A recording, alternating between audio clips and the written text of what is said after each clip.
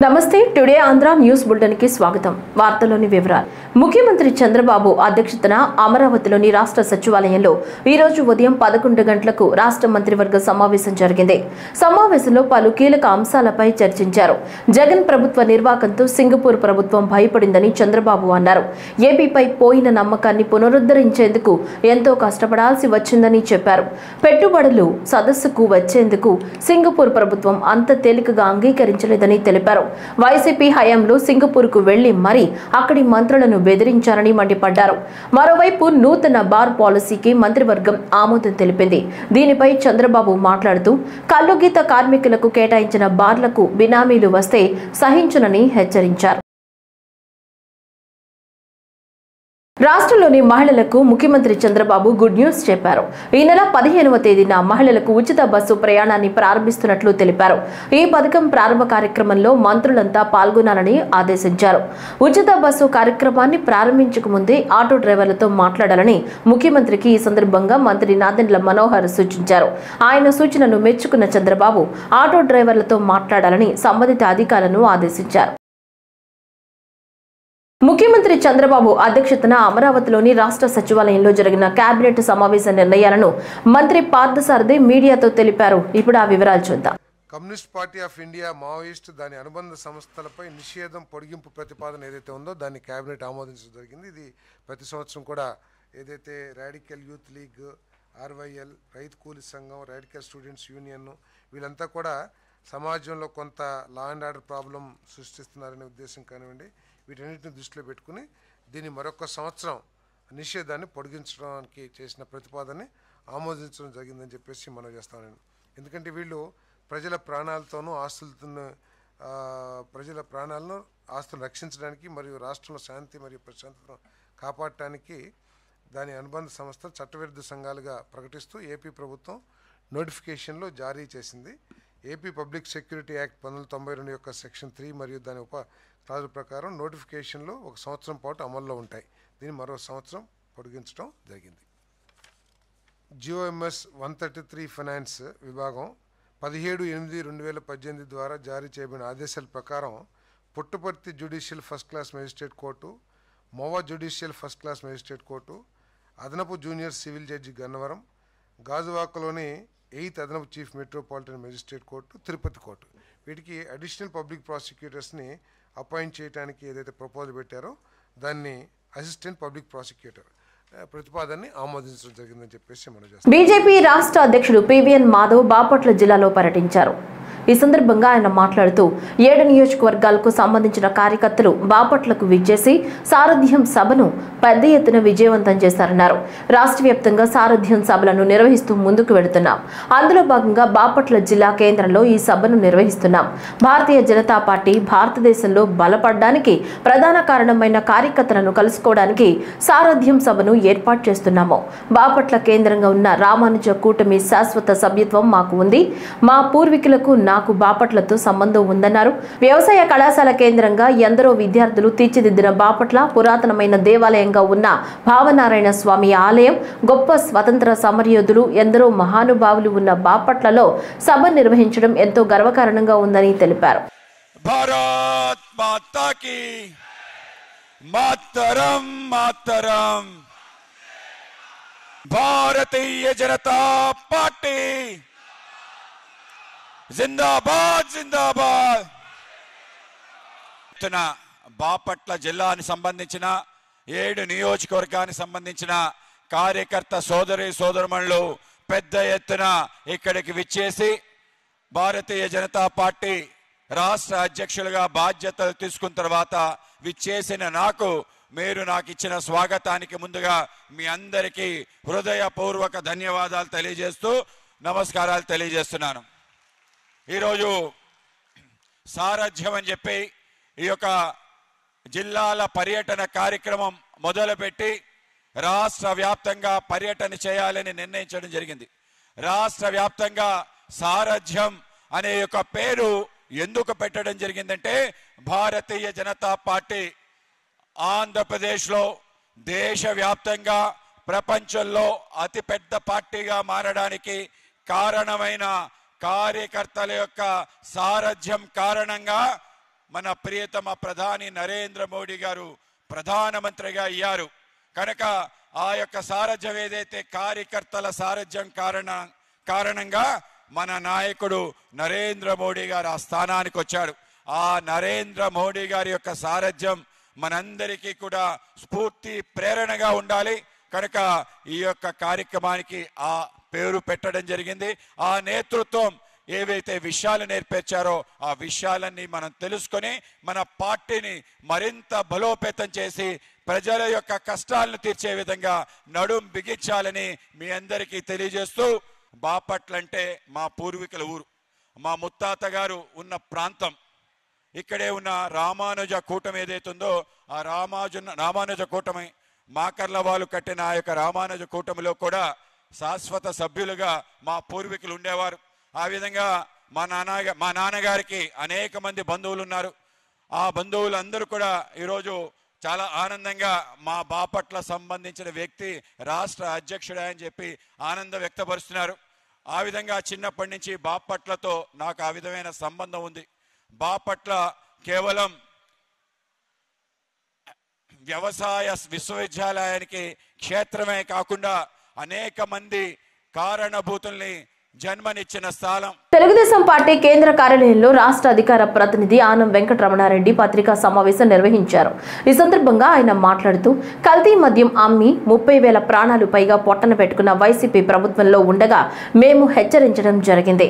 వినకుండా మద్యం అమ్మారు, ప్రాణాలు పోగొట్టి ఈరోజు కటకటాలు లెక్క పెట్టేందుకు సిద్ధమయ్యారు అని ఆయన విమర్శించారు.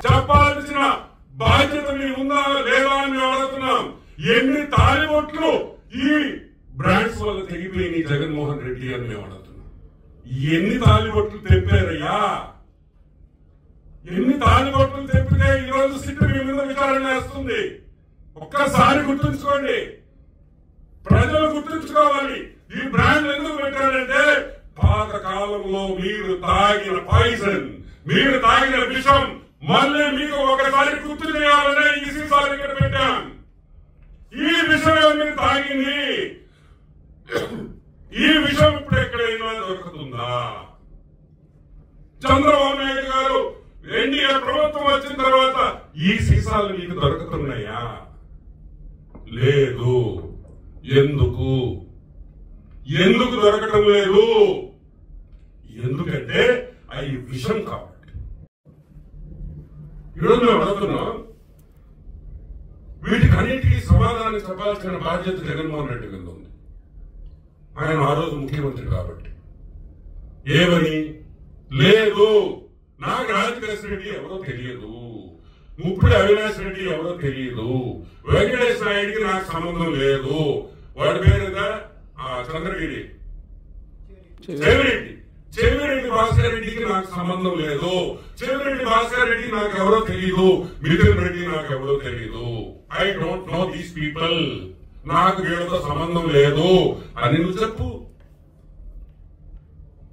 ఇంకా మీ పార్టీ పేరు కూడా చెప్పదు కదా. సరే, ఇప్పుడు దీని సూత్రధారి, ది కింగ్ మ్యాన్, మా పొట్టోడు. ఎవడు మా పొట్టోడు? విజయసాయి రెడ్డి మా పొట్టబాయ్. ఈ రోజు మేము అడుగుతున్నాం, విజయసాయి రెడ్డి ఏం చెప్పాడు?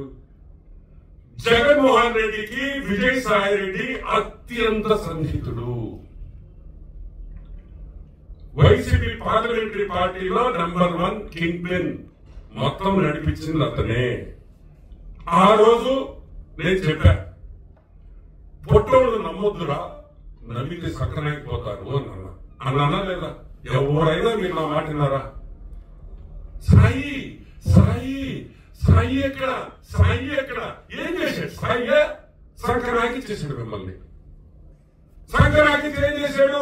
అది నెల్లూరు అంటే లిక్కర్ స్కామ్ జరిగింది కానీ నాకు సంబంధం లేదు అన్నాడు.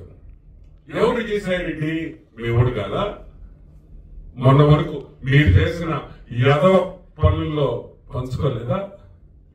వైజాగ్ ఇన్ఛార్జ్ కదా? ఈ లిక్కర్ డబ్బుల్లో వీళ్ళకి ఎవరికి వాటాలు రాలేదా?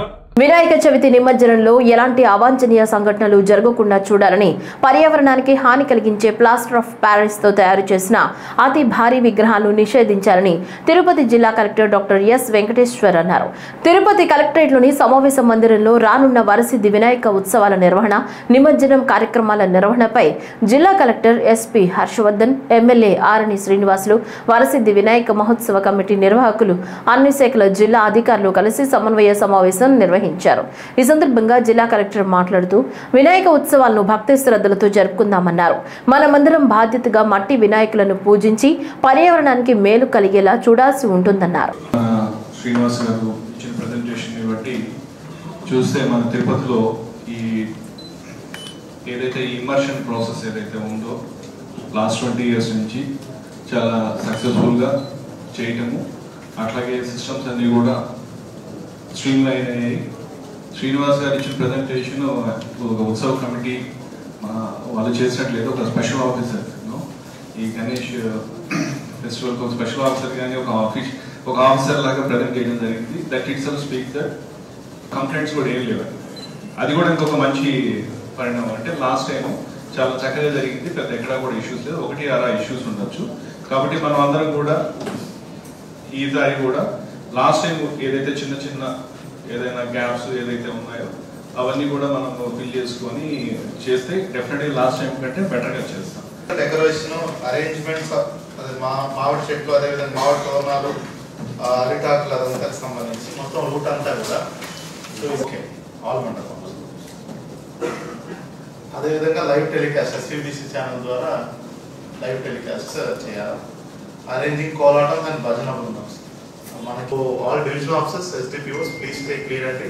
స్థానిక ప్రజాప్రతినిధులతో అందరితో కలిపి కూడా నెక్స్ట్ 3-4 daysలో మీరు మీటింగ్స్ నిర్వహించుకొని చాలా మంచిగా అంతే భక్తితో ఎవరికి ఎటువంటి ప్రజలకు ఇబ్బంది లేకుండా మనం చేసినట్టయితే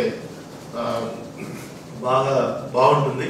సో ఈసారి కూడా కమిటీతో కలిపి అధికారులందరూ కూడా కోఆర్డినేట్ చేసుకుని ఎస్పెషల్లీ కమిషనర్ గారు please do it in befitting manner. ఇంకా భక్తితో భక్తులందరూ కూడా మంచి ఏర్పాట్లు చేసి వాళ్ళకి ఎటువంటి ఇబ్బందులు లేకుండా చూసుకోవడం అనేది ఒక ఆబ్జెక్టివ్. శ్రీకాకుళం జిల్లా సంత బొమ్మాళి మండలం భావనపాడు సముద్ర తీరంలో స్నానానికి దిగి 3 విద్యార్థులు గల్లంతయ్యారు. వజ్రపు కొత్తూరు మండలం మడేవానిపేటకు చెందిన దున్న దుర్యోధన, పూడి జగన్నాథపురానికి చెందిన తిమ్మల జశ్వంత్, పలాస మండలం టెక్కలి పట్నంకు చెందిన రాయల రాజేష్లు విజయనగరం జిల్లా తగరపు వలసలోని బాలాజీ పాలిటెక్నిక్ కాలేజీలో డిప్లొమా 3వ సంవత్సరం చదువుతున్నారు. 3 స్నేహితులు సరదాగా గడిపేందుకు భావనపాడు సముద్ర తీరానికి వెళ్లి సముద్రంలో స్నానానికి దిగారు. సముద్రంలోని అలల ధాటికి ఒకరు కొట్టుకుపోతుండగా అతన్ని కాపాడేందుకు వెళ్లిన మరో 2 గల్లంతయ్యారు. గమనించి స్థానిక మత్స్యకారులు సముద్రంలోకి దిగి గాలించిన వారి ఆచూకీ దొరకలేదు. డ్రోన్ కెమెరాలు, గజ ఈతగాళ్లతో గాలింపు చర్యలు చేపట్టిన యువకుల ఆచూకీ లభించలేదు. టెక్కలి పోలీస్ మరియు మెరైన్ పోలీస్ అధికారులు కలిసి దర్యాప్తు చేస్తున్నారు. తిరుమల తిరుపతి దేవస్థానం ఆధ్వర్యంలో నడుపబడే విద్యాసంస్థలో మరింత మెరుగైన సౌకర్యాలను కల్పిస్తామన్నారు టీటీడీ చైర్మన్ బిఆర్ నాయుడు. తిరుపతిలోని టీటీడీ జూనియర్ కళాశాలలో జరిగిన అడ్మిషన్ల ప్రక్రియ, హాస్టల్ సీట్ల కేటాయింపుపై ఈరోజు ప్రిన్సిపల్ భువనేశ్వరితో చర్చించారు TTD chairman BR Naidu. TTD junior కళాశాలలోని శాంభవి హాస్టల్ బ్లాక్ను ఆకస్మికంగా తనిఖీ చేశారు. హాస్టల్లో విద్యార్థులకు అందిస్తున్న సౌకర్యాలను పరిశీలించారు. అనంతరం టీటీడీ చైర్మన్ పాత్రికేయులతో మాట్లాడుతూ విద్యార్థుల భవిష్యత్తును దృష్టిలో ఉంచుకుని కళాశాలలోనూ హాస్టళ్లలోనూ మరిన్ని సౌకర్యాలను కల్పిస్తామన్నారు. టీటీడీ జేఈఓ వీరబ్రహ్మం టీటీడీ కళాశాలలపై పూర్తి స్థాయి పర్యవేక్షణ చేస్తున్నారని, శ్రీవారి ఆశీస్సులతో విద్యార్థులందరికీ ఉన్నత విద్యను అందిస్తామన్నారు. శ్రీకాకుళం జిల్లాలో చిన్న తరహా నీటిపారుదల పరిధిలో 3,08,000 ఎకరాలు ఆయకట్టు సాగు అవుతుందని జిల్లా జలవనరుల శాఖ పర్యవేక్షణ ఇంజనీర్ పి సుధాకర్ రావు చెప్పారు. బుధవారం శ్రీకాకుళంలో ఆయన మీడియాతో మాట్లాడుతూ ఈ ఏడాది శ్రీకాకుళం జిల్లాలో మధ్య తరహా సాగునీటి ప్రాజెక్టులు అయిన నారాయణపురం, మడ్డు వలస ప్రాజెక్టుల పరిధిలో 75,000 ఎకరాలు సాగు అవుతుందని చెప్పారు. కూటమి ప్రభుత్వం అధికారంలోకి వచ్చిన తర్వాత సాగునీటి కాలువలకు మరమ్మతులు చేయడం వల్ల శివారు ప్రాంతాల్లో ఉన్న భూములకు ఈ ఏడాది సాగునీరు సమృద్ధిగా అందిస్తామని చెప్పారు. జిల్లాలో చిన్న తరహా సాగునీటి ప్రాజెక్టులైన కళింగడల్, పైడిగామ, బొమ్మిక, జంపరకోట రిజర్వాయర్లు పరిధిలో 20,000 ఎకరాలు సాగు అవుతుందని చెప్పారు. వర్షాలు సమృద్ధిగా కురిస్తే సాగునీటికి ఇబ్బంది ఉండదని సుధాకర్ రావు స్పష్టం చేశారు. మాది మైనర్ ఇరిగేషన్ సర్కిల్ శ్రీకాకుళం. దీని కింద 3,11,000 ఎకరాలు ఆయకట్టు ఉన్నది. ఇరిగేషన్ ఈ మొత్తం ఎకరాల ఆయకట్టు ఈ సంవత్సరం ఖరీఫ్కి మొత్తం అవుతుంది.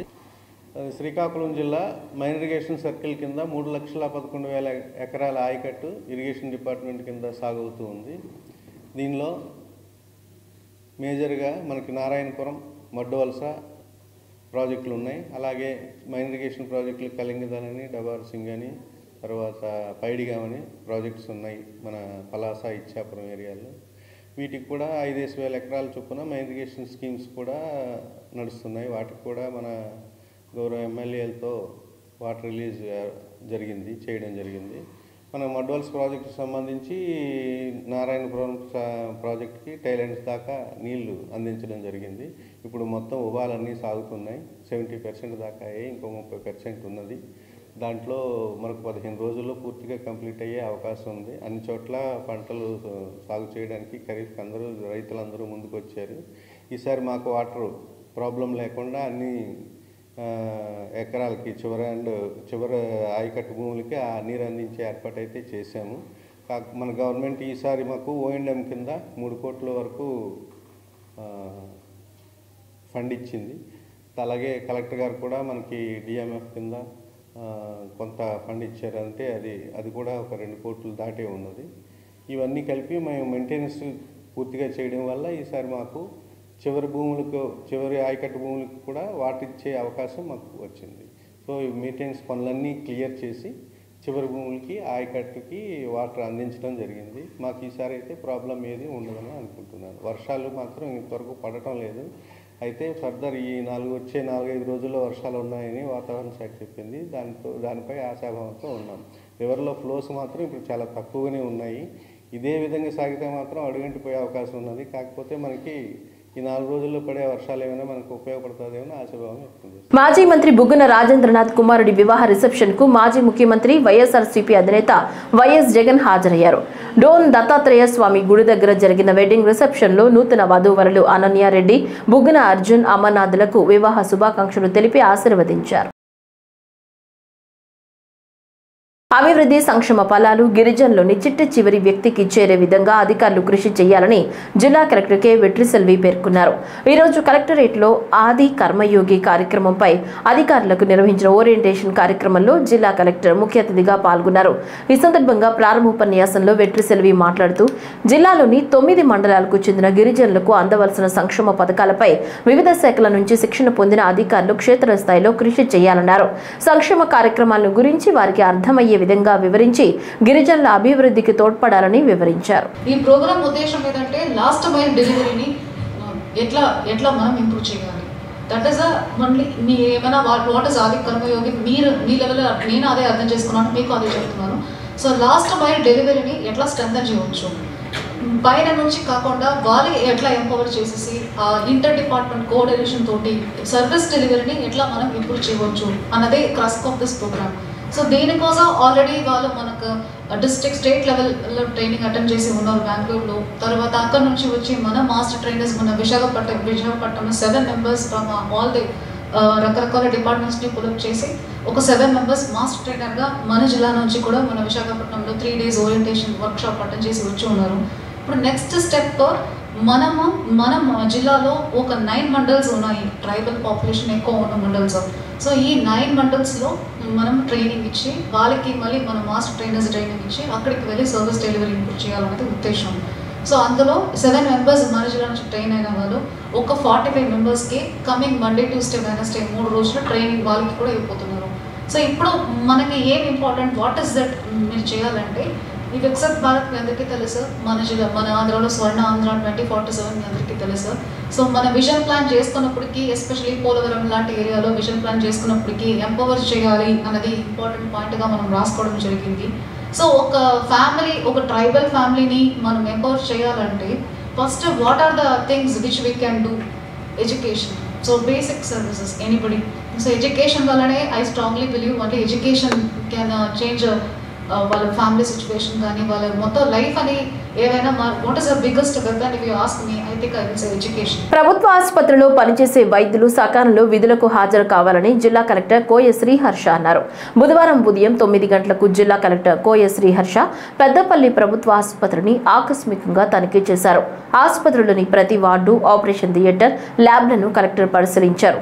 అవుట్ పేషెంట్ విభాగంలో ఉదయం 9:30 తర్వాత 6 వైద్యులు ఆలస్యంగా రావడం గమనించి ఇలాంటివి పునరావృతం కాకుండా ఉండాలని మరియు అవసరమైతే క్రమశిక్షణ చర్యలు తీసుకోవాలని మెడికల్ సూపరింటెండెంట్ మరియు ఆర్ఎంఓలను కలెక్టర్ ఆదేశించారు. జిల్లా కలెక్టర్ కోయ శ్రీహర్ష మాట్లాడుతూ అవుట్ పేషెంట్ల సేవలు ఉదయం 9 గంటలకు ప్రారంభం కావాలని, ఆసుపత్రి వైద్యులు సకాలంలో విధులకు హాజరు కావాలని కలెక్టర్ ఆదేశించారు. వైద్యుల హాజరుపై సరైన పర్యవేక్షణ ఉండాలని, బయోమెట్రిక్ అటెండెన్స్ విధానం అమల్లోకి తీసుకుని రావాలని కలెక్టర్ సూచించారు. తెలంగాణ రాష్ట్ర సాధనకు తన జీవితాన్ని అంకితం చేసిన గొప్ప వ్యక్తి ప్రొఫెసర్ కొత్తపల్లి జయశంకర్ అని జోగులాంబ గద్వాల జిల్లా కలెక్టర్ బిఎం సంతోష్ అన్నారు. బుధవారం సమీకృత జిల్లా కార్యాలయాల సముదాయం ఆవరణలో బీసీ సంక్షేమ శాఖ ఆధ్వర్యంలో నిర్వహించిన ప్రొఫెసర్ జయశంకర్ జయంతి వేడుకలకు ఆయన ముఖ్య అతిథిగా హాజరయ్యారు. జయశంకర్ చిత్రపటానికి పూలమాల వేసి ఘనంగా నివాళి అర్పించారు. ఈ కార్యక్రమంలో అదనపు కలెక్టర్ లక్ష్మీనారాయణ, జిల్లా బీసీ సంక్షేమ శాఖ అధికారి నుషిత, జిల్లా అధికారులు, సిబ్బంది తదితరులు పాల్గొన్నారు. జన్మదిన శుభాకాంక్షలు తెలియజేసుకుంటూ హన్మకొండ జిల్లా ఆత్మకూరు మండలం అక్కంపేటలో జయశంకర్ విశ్వబ్రాహ్మణ కులంలో జన్మించారు. తల్లి మహాలక్ష్మి, తండ్రి లక్ష్మీకాంతరావుకు 3 అన్నదమ్ములు, 3 అక్క చెల్లెలు. సార్ 2వ సంతానంగా జన్మించారు. సొంత కుటుంబాన్ని కూడా నిర్మించుకోకుండా తెలంగాణ ఉద్యమానికి తన జీవితాన్ని అంకితం చేసి ఆజన్మ బ్రహ్మచారిగా మిగిలిపోయారు. 91 నుంచి 94 వరకు అదే యూనివర్సిటీలో వైస్ ఛాన్సలర్గా పనిచేశారు. అధ్యాపకుడిగా ఎంతో మందికి మార్గనిర్దేశం చేశారు. వృత్తి పట్ల ఎంతో నిబద్ధత, తెలంగాణ ఉద్యమం పట్ల చిత్తశుద్ధిని ఆ విద్యార్థులందరికీ నూరిపోశారు. ఈ వార్తలు ఇంతటితో సమాప్తం. నమస్కారం.